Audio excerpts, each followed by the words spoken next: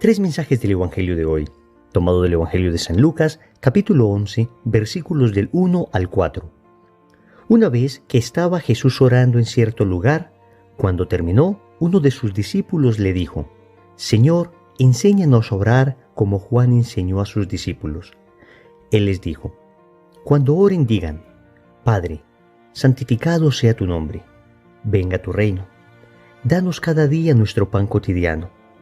Perdónanos nuestros pecados, porque también nosotros perdonamos a todo el que nos debe, y no nos dejes caer en tentación». Palabra del Señor. Gloria a ti, Señor Jesús. Querida familia, el Evangelio de hoy nos presenta la más bella de todas las oraciones, una oración compuesta por el mismo Dios, el Padre Nuestro. Vamos a reflexionar tres mensajes. Primero, hasta Jesús ora. Segundo, debes aprender a orar. Tercero, el Padre Nuestro, la oración más perfecta. Vamos con el primer punto. Hasta Jesús ora.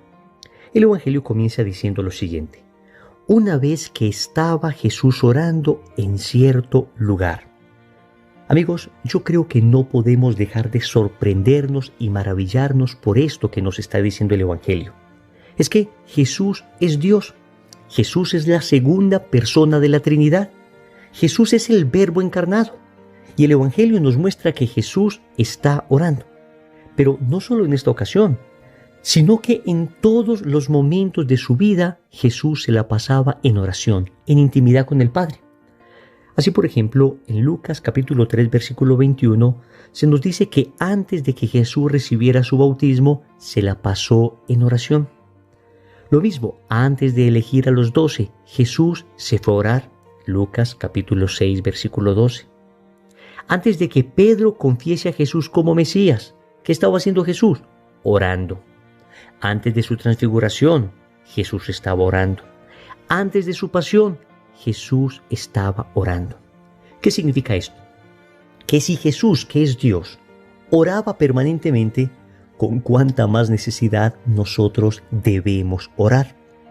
Y es que orar no es algo así como una opción que tengamos los cristianos. Amigos, orar es indispensable para la salvación. El gran santo Alfonso María de Ligorio, santo experto en teología moral, decía: quien ora, ciertamente se salva. Quien no ora, ciertamente se condena. Vamos a ver. Existen algunas prácticas de la vida católica, de la vida espiritual, que son más o menos opcionales. Usted puede tener o no tener devoción a un santo, y esto no va a afectar su salvación. Es decir, usted llegará al cielo aunque haya tenido devoción a este santo, a este no, a este sí lo conoció, a este no, en fin. Las devociones a los santos son maravillosas, ayudan mucho, pero debemos decir que si, por ejemplo, usted no es devoto de San Francisco de Asís, no significa que esté poniendo en riesgo su salvación. Claro que si es devoto está ganando mucho, su ejemplo, su intercesión, etc. Pero en cambio, cuando hablamos de la oración, estamos diciendo que es algo esencial en la vida espiritual. Esencial. Sin oración no hay cómo llegar al cielo.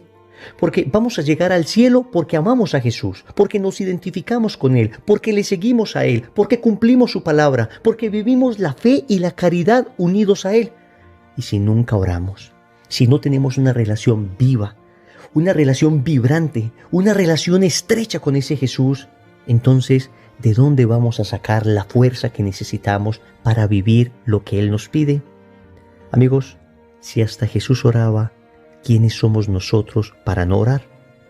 Segundo, debes aprender a orar. Los discípulos se le acercan a Jesús y le dicen: Señor, enséñanos a orar como Juan enseñó a sus discípulos. Y es que muchas veces nosotros hemos pensado que la oración simplemente es una expresión bondadosa y espontánea que surge de nuestro corazón. Y entonces oramos más o menos cuando nos nace, o tenemos una necesidad, o de repente estamos demasiado contentos por algo y le queremos agradecer a Dios, y entonces espontáneamente dirigimos algunas palabras a nuestro Dios.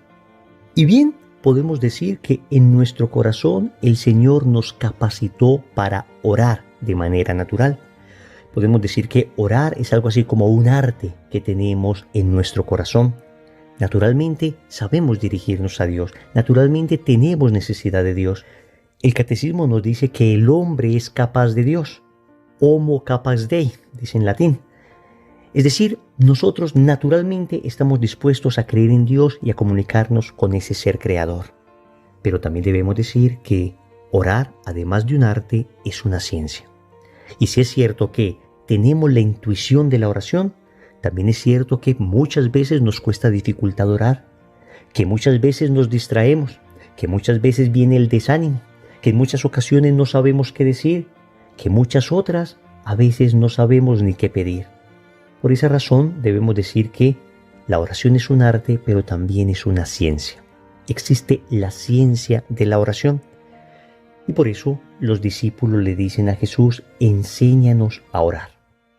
Tenemos entonces una semilla en nuestro corazón, que es una capacidad natural que tenemos para comunicarnos con Dios. Pero también necesitamos aprender, es decir, regar esa semilla, cultivarla, cuidarla, para que a través de un buen método aprendamos a orar. Entonces aquí hablamos de distintos tipos de oración, aquí hablamos de métodos de oración, aquí hablamos de los caminos que grandes santos y maestros en la vida espiritual nos han enseñado para que nuestra oración sea más eficaz. Yo les quiero decir que hay una oración muy sencilla que normalmente hago cuando voy al Santísimo y se resume en la palabra papá, P-A-P-A. Entonces, lo primero que hago cuando llego al Santísimo después de invocar al Espíritu Santo es la primera P, pedir perdón. Es lo primero que hago. Le pido perdón al Señor por mis faltas, por mi falta de amor, mi falta de caridad, por los pecados que he cometido. Entonces, nos acercamos con humildad. Recuerden cuando el publicano va al templo y le dice al Señor que ni siquiera se siente capaz, se siente digno de levantar sus ojos. Se reconoce como pecador. Entonces la primera P representa el pedir perdón. Después sigue la A, que sería agradecer. Pido perdón, luego agradezco. Porque muchas veces nosotros vamos inmediatamente a pedirle cosas al Señor, a pedirle lo que necesitamos, a suplicarle ayudas incluso exclusivamente materiales. No, amigos, primero pedir perdón, luego A de agradecer. Agradecer todas las bendiciones que hemos recibido, agradecer todas las gracias, agradecer que tenemos fe, que tenemos vida, que tenemos salud, que tenemos familia, que no nos falta lo necesario. Agradecer incluso por aquellas cosas que no han salido tan bien como esperábamos, porque a través de ellas Él nos ha enseñado. Esa A entonces representa el agradecimiento. Ya llevamos una P y una A. Se repite otra vez la P, que sería ya pedir por las necesidades. Pedir por las necesidades inicialmente de los demás. Aprendamos a ser generosos. Y antes de pedir por nosotros, pidamos por aquellos que nos piden oración. Pidamos por aquellas personas que nos escriben a través de las redes sociales, aquellos amigos que están en necesidades, aquellos familiares, aquellos que a través del WhatsApp nos dicen, usted que está en grupo de oración, usted que ora el rosario, pida por mí. Entonces pedimos primero por las necesidades de los demás. Después pedimos por las necesidades propias, inicialmente las espirituales. Le pedimos al Señor las virtudes que necesitamos, más paciencia, más humildad, más generosidad, más amor, más fe, incluso más devoción al momento de orar.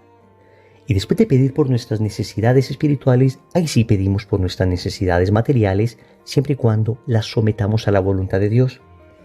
Te suplico por la sanación de esta enfermedad. Te suplico, Señor, para que me ayudes con esta dificultad económica. Te suplico, en fin, cada cual tendrá sus propias necesidades. Ya ha pedido por los demás, ahora pide por sí mismo. Entonces tenemos la primera P de pedir perdón, la primera A de agradecer, la segunda P de pedir por los demás y luego por mí. Y la segunda A sería entonces alabar al Señor. Le glorificamos, le ensalzamos, le decimos que lo amamos, le decimos que es lo más grande que nos ha pasado en la vida. Podemos tomar un salmo y orarlo y cantarlo y hacerlo nuestro.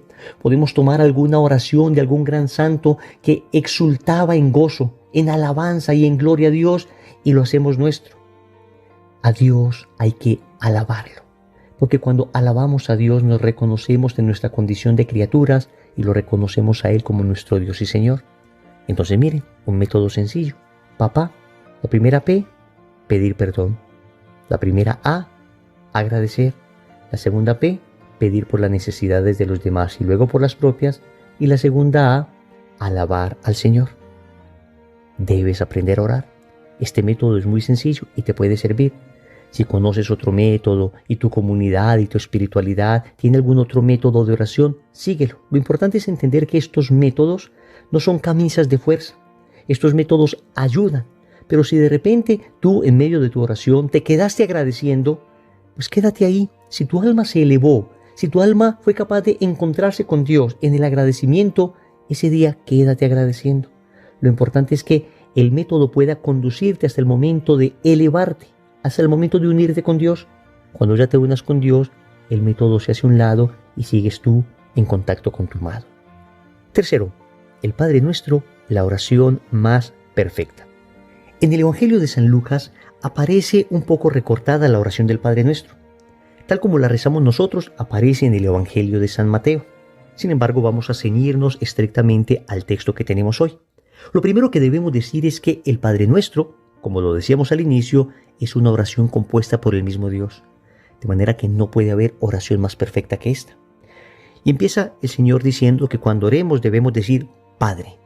Y ya esto nos está dando la mejor y más bella introducción que puede tener la oración.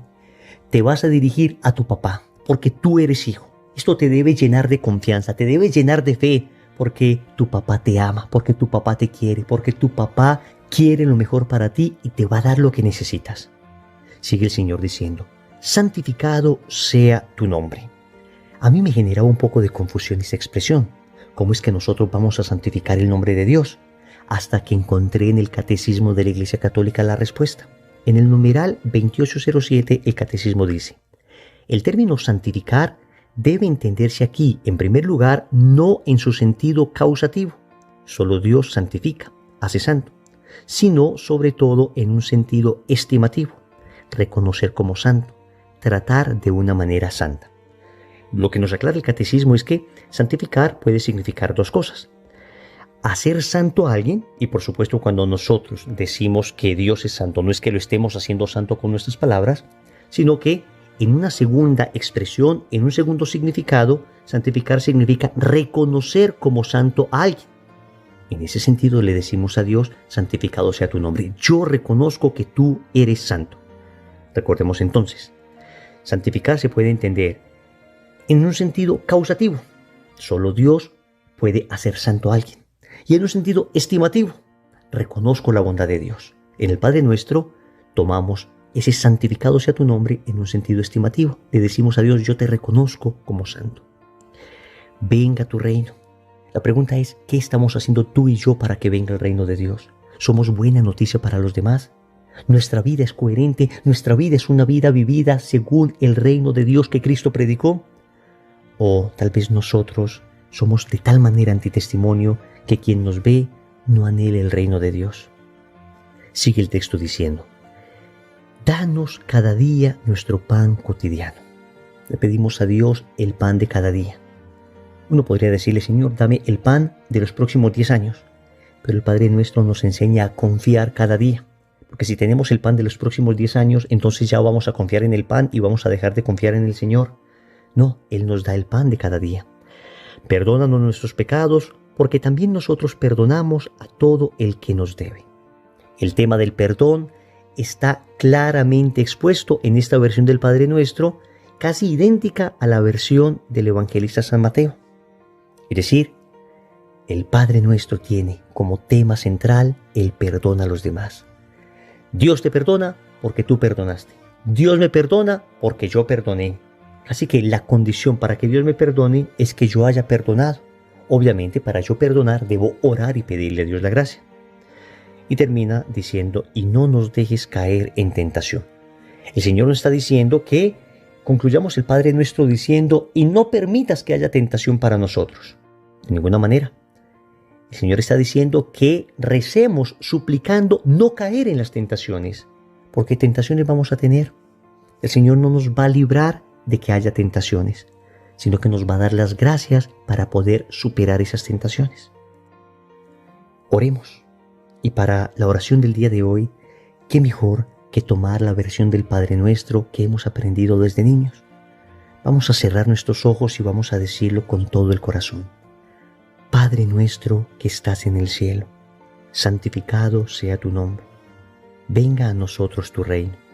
Hágase tu voluntad en la tierra como en el cielo. Danos hoy nuestro pan de cada día. Perdona nuestras ofensas, como también nosotros perdonamos a los que nos ofenden.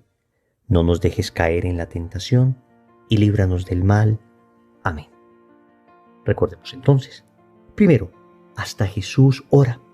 Segundo, debes aprender a orar. Tercero, el Padre Nuestro, la oración más perfecta. Compromiso. En el día de hoy vamos a tratar de rezar al menos 10 veces la oración del Padre Nuestro. En el nombre del Padre, y del Hijo, y del Espíritu Santo. Amén.